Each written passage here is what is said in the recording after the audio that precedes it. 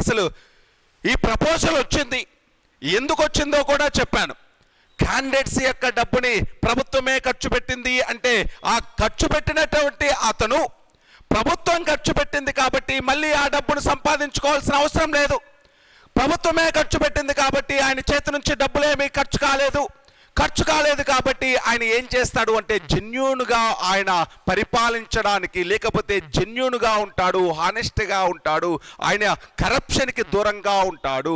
అదే ఆయన చేతి నుంచి డబ్బులకి ఇప్పుడు తెలుసు ప్రతి పార్టీ వాడు, ప్రతి క్యాండిడేట్ వాడు ఒక 25 కోట్లు 30 కోట్లు ఖర్చు పెడుతున్నాడు, మళ్ళీ అదంతా ఈ 5 ఏళ్లలో సంపాదించుకోవాలి అనుకుంటున్నాడు. ఇలా ఎన్నికల ఖర్చు పెరిగే కొద్దీ కరప్షన్ కూడా ఆటోమేటిక్గా పెరుగుతూ ఉంటుంది. అలా ఉండకుండా క్యాండిడేట్స్ తరపున ప్రభుత్వమే ఖర్చు పెడితే అప్పుడు కరప్షన్ అనేటువంటిది తగ్గిపోతుంది అన్న ఉద్దేశంతో ఇంద్రజిత్ గుప్తా కమిటీ ఏమని రిపోర్ట్ ఇచ్చింది అంటే క్యాండిడేట్స్ యొక్క ఖర్చుని ప్రభుత్వమే భరించాలి. క్యాండిడేట్స్ అనేటువంటి వాళ్ళ యొక్క ఖర్చుని ప్రభుత్వమే భరించాలి. ప్రభుత్వం భరించాలి అంటే అర్థం ప్రభుత్వం డబ్బులు ఇవ్వాలి అని కాదు. ప్రభుత్వం భరించాలి అంటే ప్రభుత్వం డబ్బులు ఇవ్వాలి అని కాదు. ఇప్పుడు ప్రచారం చేసుకునేటప్పుడు వాళ్ళకి కొన్ని వెహికల్స్ సప్లై చేయాలి. దాంతోపాటు మీటింగులు అనేటువంటివి బహిరంగ ప్రదేశాల్లో పెట్టుకునేటప్పుడు ప్రభుత్వ స్థలాలలోనే మీటింగ్ పెట్టుకునేలాగా, వాళ్ళ ఖర్చు ఏమి ఉండదు కదా. ప్రభుత్వ స్థలాల్లో మీటింగ్ పెట్టుకుంటే ప్రభుత్వ స్థలాల్లోనే మీటింగ్ పెట్టుకోవడానికి పర్మిషన్ ఇవ్వాలి. ప్రభుత్వం అనేటువంటిది వాళ్ళ యొక్క అంటే ప్రయాణానికి, ట్రాన్స్పోర్ట్కు సంబంధించినటువంటి వెహికల్స్ అనేటువంటివి సప్లై చేయాలి.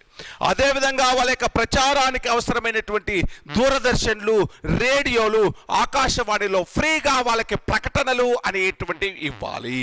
ఇటువంటివి ఇవ్వడం వల్ల ఏమవుతుంది అంటే వాళ్ళ యొక్క ఖర్చు అనేటువంటిదంతా కూడా ప్రభుత్వమే భరిస్తుంది. మ్యాక్సిమం ఖర్చుని ప్రభుత్వమే భరిస్తుంది. కాబట్టి క్యాండిడేట్స్ అనేటువంటి వాళ్ళు కరప్షన్కి దూరంగా ఉంటారు.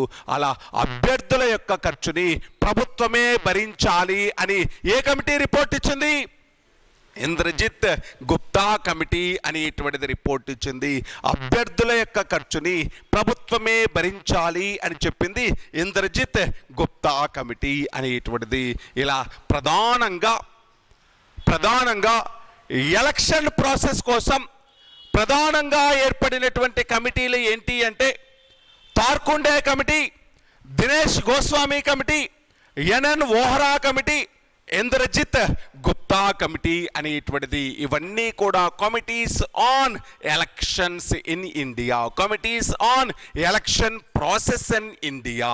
మరి ఈ మధ్య కాలంలో ఎలక్షన్ ప్రాసెస్కి సంబంధించి ఒక కమిటీని ఏర్పాటు చేశారు.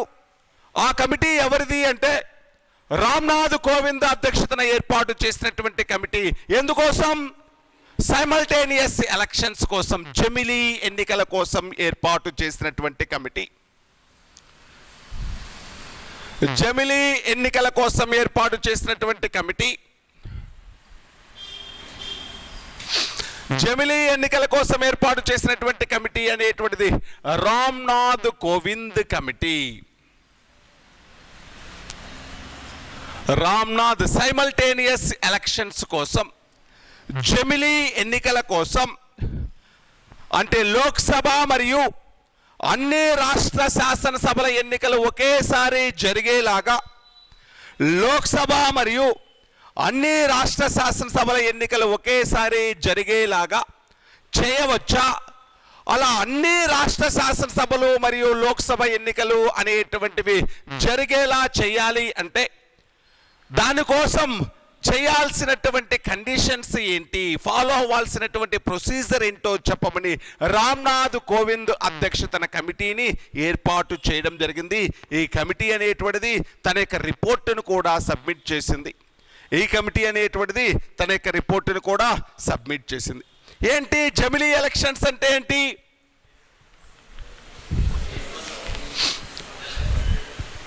ఇనీషియల్గా 1952వ సంవత్సరంలో అంటే 51వ సంవత్సరం 52వ సంవత్సరం ఎలక్షన్స్ జరిగినప్పుడు, మొదటి సాధారణ ఎన్నికలు జరిగినప్పుడు అన్ని రాష్ట్రాలకి అదేవిధంగా లోక్సభకి ఒకేసారి ఎలక్షన్స్ వస్తాయి. అంతేనా? ఫస్ట్ సారి మళ్ళీ 1957లో కూడా సేమ్ అన్నీ ఒకేసారి జరిగాయి.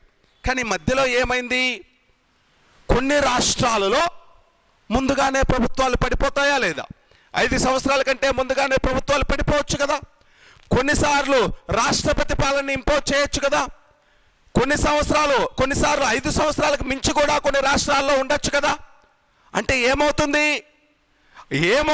అంటే మొదటి ఎలక్షన్స్లో అన్ని రాష్ట్రాలు మరియు కేంద్రం ఒకేసారి ఎలక్షన్కి వెళ్ళినప్పటికీ తర్వాత కాలంలో ఏమైంది అంటే రాష్ట్రాలకి ఒక్కొక్కసారి ఒక్కొక్క రాష్ట్రానికి ఎన్నికలు అవుతున్నాయి. కేంద్రం అనేటువంటిది ఒకసారి ఎలక్షన్కి వెళ్ళిపోతుంది. దీనితోటి నిరంతరం ఎక్కడో ఒక చోట ఏదో ఒక రాష్ట్రంలో ఎలక్షన్ అనేటువంటిది జరుగుతూ ఉంది.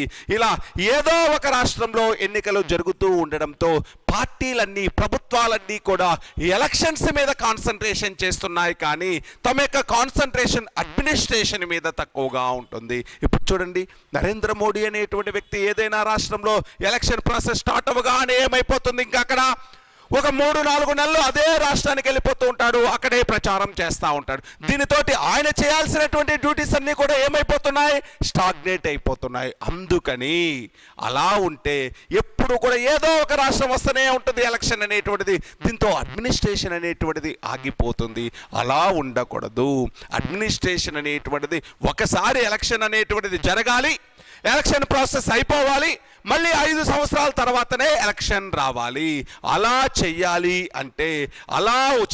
అంటే ఎటువంటి ప్రొసీజర్ని ఫాలో అవ్వాలో చెప్పమని ఏర్పాటు చేసినటువంటి కమిటీయే రామ్నాథ్ కోవింద్ కమిటీ అనేటువంటిది. సరే, మరి ఇప్పటి వరకు ఈ ఎలక్షన్ కమిషన్స్కి అంటే ఎలక్షన్ ప్రాసెస్కి సంబంధించి అనేక కమిటీలు రిపోర్ట్లు ఇచ్చాయి అని చెప్తున్నాం.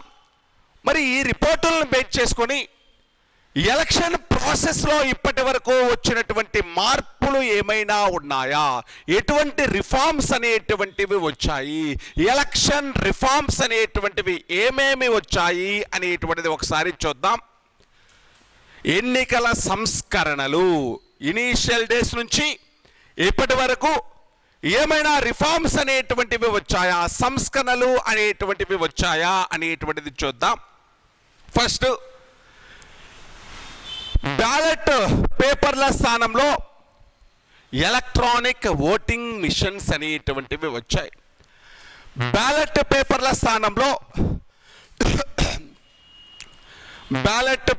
స్థానంలో ఎలక్ట్రానిక్ ఓటింగ్ మిషన్స్ అనేటువంటివి వచ్చాయి. ఈవీఎంస్ అనేటువంటి వాటిని భారత్ ఎలక్ట్రానిక్స్ లిమిటెడ్ అనేటువంటి కంపెనీ మరియు ECIL electronics corporation of India limited ECIL ఈ 2 కంపెనీలు ఈవీఎంలని ప్రిపేర్ చేసే కంపెనీలు ఏంటండి? ఈవీఎంలను తయారు చేసే కంపెనీలు భారత్ ఎలక్ట్రానిక్స్ లిమిటెడ్ మరియు ఈసీఐఎల్ అనేటువంటివి. ఇవి తయారు చేసినటువంటి ఈవీఎంలు అనేటువంటివి ఎలక్ట్రానిక్ ఓటింగ్ మిషన్స్ అనేటువంటివి ఎలక్షన్స్లో వాడుతున్నాం. మరి ఈవీఎంలు వాడకం అనేటువంటిది ఎప్పటి నుంచి వచ్చింది? ఈవీఎంలు ఎప్పటి నుంచి వాడుతున్నారు అంటే 1998వ సంవత్సరం. ఈవీఎంల వాడకం ఎప్పుడు స్టార్ట్ అయింది అంటే 1998వ సంవత్సరంలో. 1998వ సంవత్సరంలో ఈవీఎంల వాడకం అనేటువంటిది మధ్యప్రదేశ్, రాజస్థాన్ మరియు ఢిల్లీ శాసనసభకు జరిగినటువంటి ఎలక్షన్స్లో పూర్తి స్థాయిలో వాడారండి. ఈవీఎంలని మొట్టమొదటిసారిగా పూర్తి స్థాయిలో 1998వ సంవత్సరం నుంచి వాడడం స్టార్ట్ అయింది. ఇనీషియల్గా మధ్యప్రదేశ్, రాజస్థాన్, ఢిల్లీ శాసనసభకు జరిగినటువంటి ఎలక్షన్స్లో 1998వ సంవత్సరం నుంచి వాడకం అనేటువంటిది 1998వ సంవత్సరం నుంచి ఈవీఎంలు అనేటువంటివి వాడడం స్టార్ట్ అయింది. ఎలక్ట్రానిక్ ఓటింగ్ మిషన్ ఏంటి? బ్యాలెట్ పేపర్కి ఈవీఎంలకి మధ్య ఉన్నటువంటి డిఫరెన్స్, లాభ నష్టాలు ఏమున్నాయి?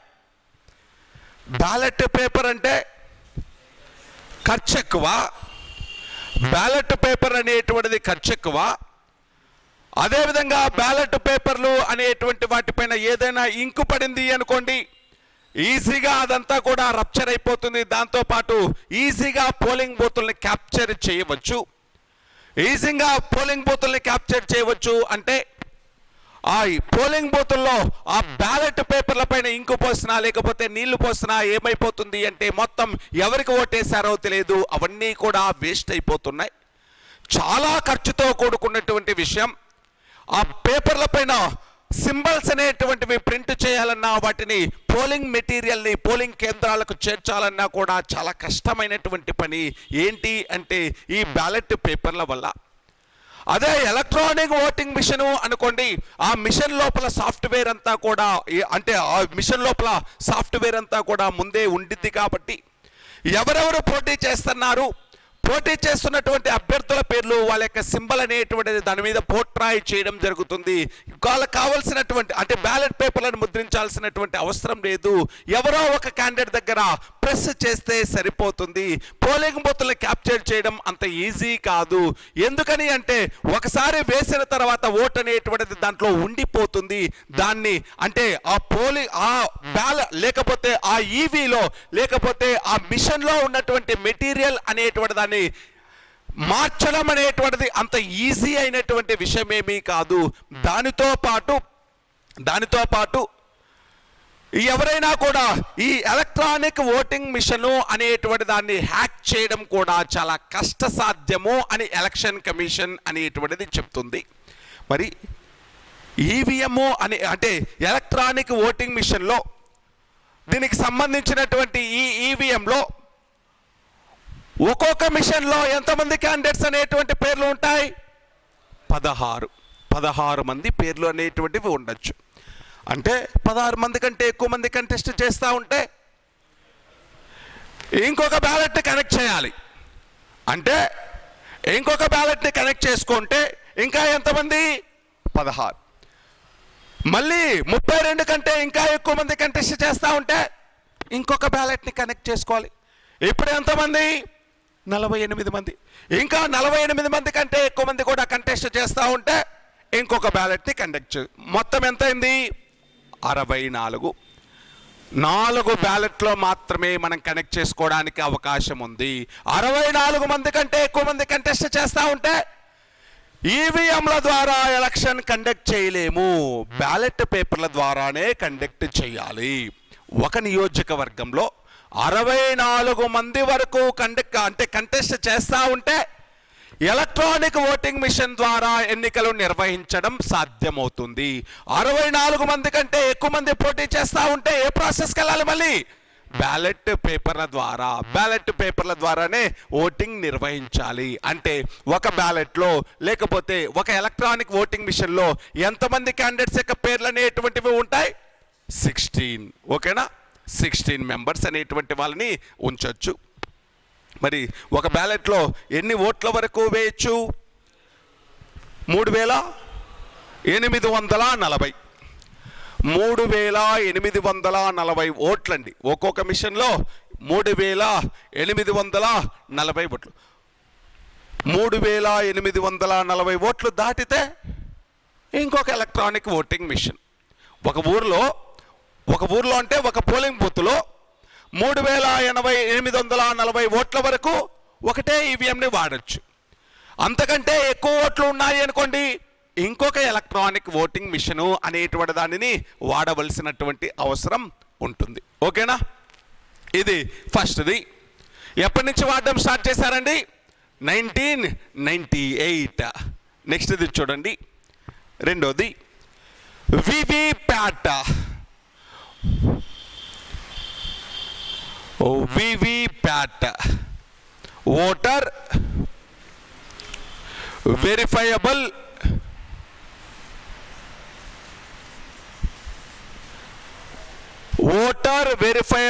Paper audit trial.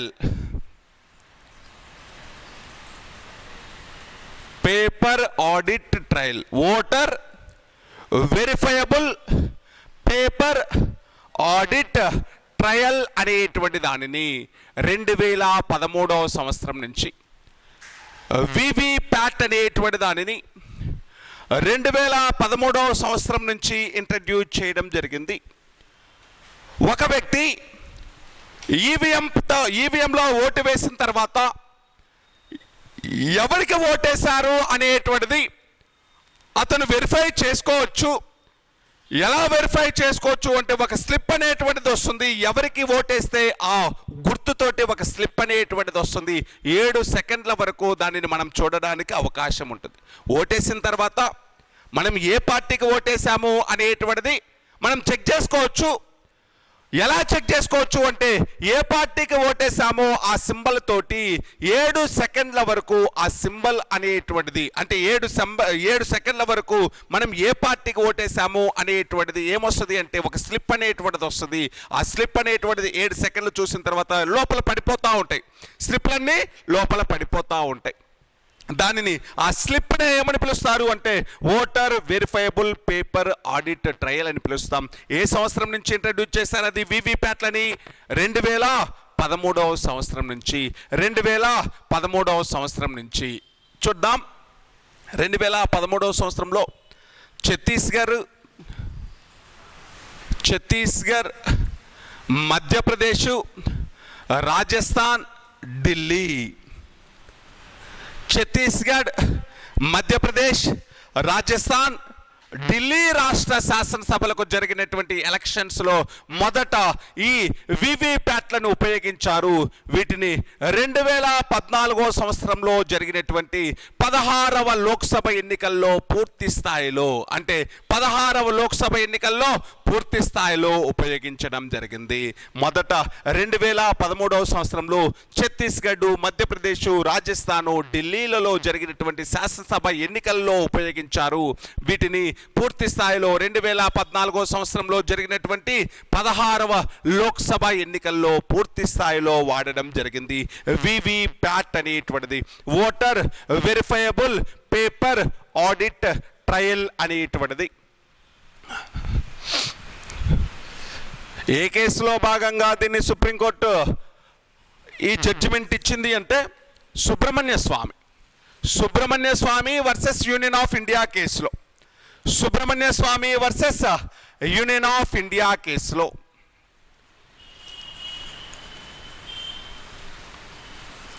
Subrahmanya Swamy versus union of India కేసులో వివిప్యాట్లు అనేటువంటివి ఇంట్రడ్యూస్ చేయండి. దీంట్లో ఎవరికి ఓటేస్తామో తెలియకుండా ఊరక నొక్కేసి వస్తే ఉపయోగం ఏముంది, వాడికి తెలియాలి కదా అనేటువంటి ఉద్దేశంతో వివిప్యాట్లని ఇంట్రడ్యూస్ చేయండి అని చెప్పింది సుబ్రహ్మణ్య స్వామి వర్సెస్ యూనియన్ ఆఫ్ ఇండియా కేసులో. నెక్స్ట్ ఇది నోటా, నన్ ఆఫ్ ది అబౌవ్. నోటా 2013వ సంవత్సరంలో ఇనీషియల్గా నాగాలాండ్ రాష్ట్రంలోని నోక్సేన్ అనేటువంటి నియోజకవర్గం బై ఎలక్షన్స్లో నోటా అనేటువంటి సింబల్ని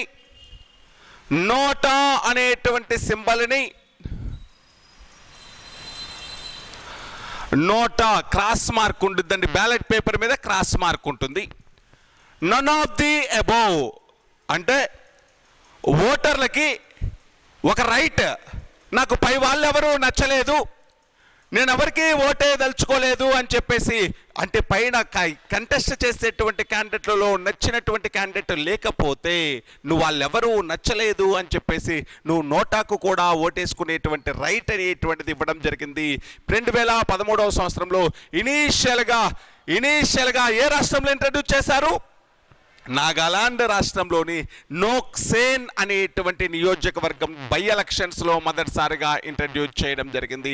నోటా అనేటువంటి సింబల్ను దీనిని 2014వ సంవత్సరం నుంచి 2014వ సంవత్సరం లోక్సభ ఎలక్షన్స్ నుంచి పూర్తి స్థాయిలో వినియోగించడం జరిగింది. లోక్సభ ఎలక్షన్స్లో పూర్తి స్థాయిలో 2014వ సంవత్సరంలో పూర్తి స్థాయిలో వినియోగించడం జరిగింది 2014 నుంచి. ఓకేనా? నోక్సేన్ నియోజకవర్గం 2014వ సంవత్సరం. ఏ కేసులో భాగంగా అంటే people's union for civil liberty versus union of India. People's union for civil liberty అనేటువంటి ఒక ఆర్గనైజేషన్ అండి, స్వచ్ఛంద సంస్థ. People's union for civil liberty versus union of India. People's union for civil liberty versus union of India కేసులో భాగంగా నోటా అనేటువంటి దానిని implement చేయమని సుప్రీంకోర్టు అనేటువంటిది తీర్పునివ్వడంతో మొదట నాగాలాండ్ రాష్ట్రంలోని నోక్సేన్ నియోజకవర్గంలో మొదట ఇంట్రడ్యూస్ చేశారు. 2014 సంవత్సరం నుంచి పూర్తి స్థాయిలో ఇంట్రడ్యూస్ చేయడం జరిగింది. 3 చెప్పాను. ఈవీఎంలు, ఎలక్ట్రానిక్ ఓటింగ్ మిషన్లు ఏ సంవత్సరం ఇంట్రడ్యూస్ చేశారు? 1998. ఇనీషియల్గా ఏ రాష్ట్రాల్లో?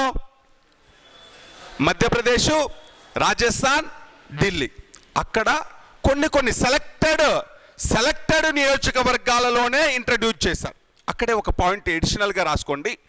1990 ఈవీఎంల దగ్గర అండి, 1999 సంవత్సరంలో గోవా రాష్ట్రంలో జరిగినటువంటి ఎన్నికల్లో పూర్తి స్థాయిలో ఈవీఎంలను ఉపయోగించడం జరిగింది. అన్ని నియోజకవర్గాలలో ఉపయోగించారు గోవా. అంతకుముందు చూడండి, మధ్యప్రదేశ్, రాజస్థాన్, ఢిల్లీ శాసనసభకు జరిగిన ఎన్నికల్లో కొన్ని నియోజకవర్గాలలోనే వాడారు వాటిని.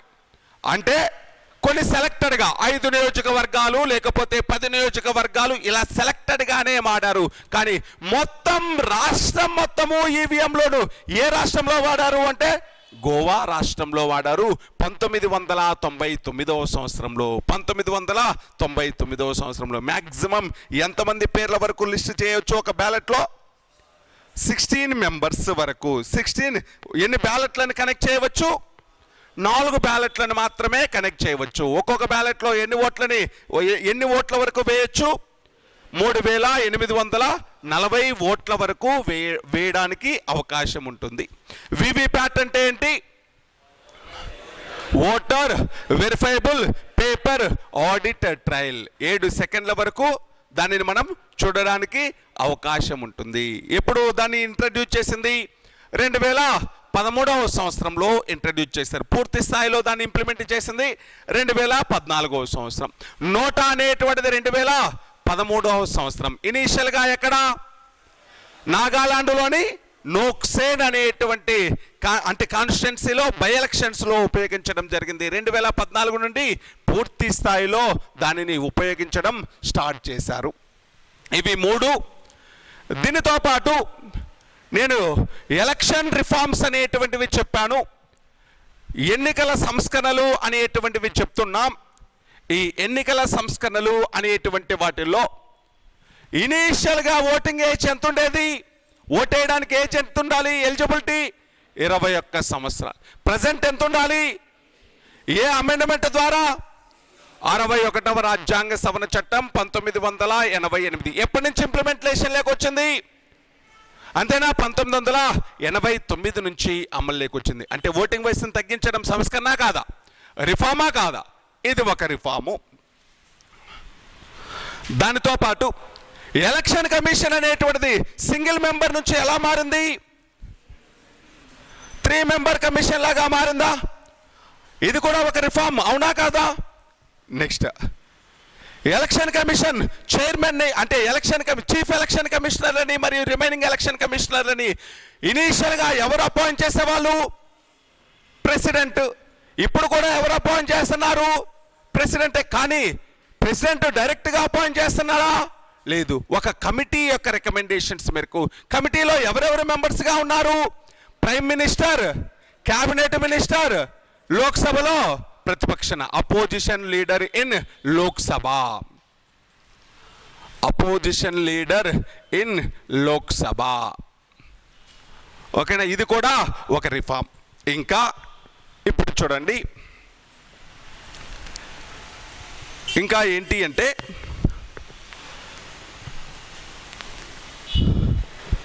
ప్రిజన్స్లో ఉండేటువంటి వాళ్ళకి, ప్రిజనర్స్గా ఉండేటువంటి వాళ్ళకి, జైల్లో ఉండేటువంటి వాళ్ళకి ఓటు హక్కు ఉంటుందా ఉండదా? జైలు శిక్ష అనుభవిస్తున్నటువంటి వాళ్ళకి ఓటు హక్కు ఉంటుందా? ఉండదు. ప్రిజనర్స్కి ఓటు హక్కు అనేటువంటిది ఉండదు. ప్రిజనర్స్కి ఓటు హక్కు అనేటువంటిది ఉండదు. జైలు శిక్ష అనుభవిస్తున్నటువంటి వాళ్ళకి ఓటు హక్కు అనేటువంటిది ఉండదు. ఇప్పుడు ప్రిజనర్స్కి ఓటు హక్కు అనేటువంటిది ఉండదు. ఇప్పుడు లాస్ట్ టైం ప్రిజనర్స్ ఎలక్షన్స్లో కంటెస్ట్ చేయొచ్చా చేయకూడదా? చేయొచ్చుగా. ఈ మధ్య కూడా చాలామంది మొన్న ఎలక్షన్స్లో కూడా చాలామంది ఎలక్ట్ అయ్యారు కదా. కంటెస్ట్ చేయొచ్చు కానీ ఓటు హక్కు అనేటువంటిది ఉండదు. కంటెస్ట్ చేయొచ్చు కానీ వాళ్ళకి ఓటు హక్కు అనేటువంటిది ఉండదు. నెక్స్ట్ది, ఇప్పుడు ఎలక్షన్ అనేటువంటిది జరుగుతూ ఉంది. ఎలక్షన్ అనేటువంటిది ఎలక్షన్ అనేటువంటి దానికి నోటిఫికేషన్ అనేటువంటిది వచ్చింది. నామినేషన్స్ అనేటువంటి దానికి వేయడానికి టైం అనేటువంటిది వచ్చింది. నామినేషన్ వేశారు. నామినేషన్ వేసిన తర్వాత ఏమైంది అంటే టైం అయిపోయింది. నామినేషన్ వేసిన తర్వాత ఇంకా నామినేషన్లకి రిటర్న్ తీసుకోవడానికి కూడా టైం అయిపోయింది. ఈ టైంలో ఇంకా ఎలక్షన్ జరగలేదు. ఈ టైంలో రికగ్నైజ్డ్ పార్టీ మెంబర్ చనిపోయాడు అనుకోండి, అంటే కంటెస్ట్ చేస్తున్నటువంటి క్యాండిడేట్ చనిపోతే ఏమవుతుంది? ఎన్నికలను వాయిదా వేయాలా? ఇప్పుడు నామినేషన్ వేసినటువంటి క్యాండిడేట్ చనిపోతే ఏమవుతుంది? ఎన్నికలను వాయిదా వేయాల్సినటువంటి అవసరం లేదు. రికగ్నైజ్డ్ పార్టీ వాడు చనిపోయాడు అనుకోండి, గుర్తింపు పొందినటువంటి పార్టీ వాడు చనిపోతే 7 రోజులు టైం ఇస్తారు. 7 రోజుల్లోపు కొత్త క్యాండిడేట్ని మీరు అనౌన్స్ చేయాలి.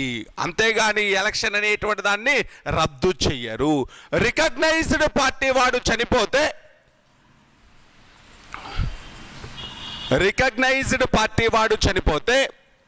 7 రోజుల అంటే 7 రోజుల టైం అనేటువంటిది ఇచ్చి ఈ 7 రోజుల్లోపు కొత్త క్యాండిడేట్ని ఆ పార్టీ నుంచి ప్రకటించండి అని చెప్పడం జరుగుతుంది.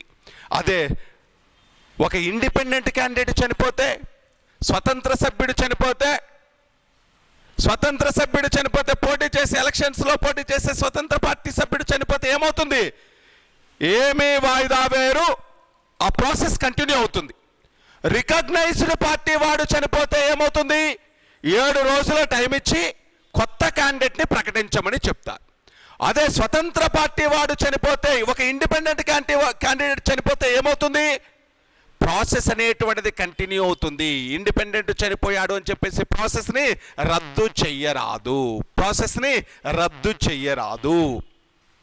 నెక్స్ట్ది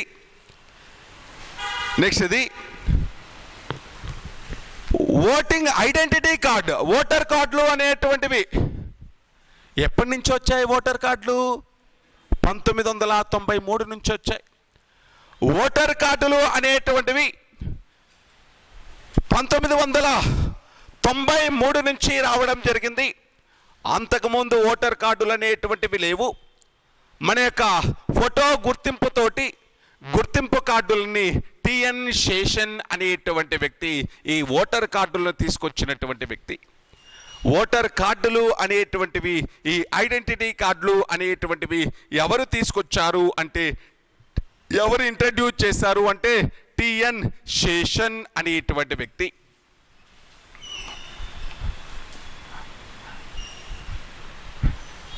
నెక్స్ట్, ప్రాక్సీ ఓటింగ్.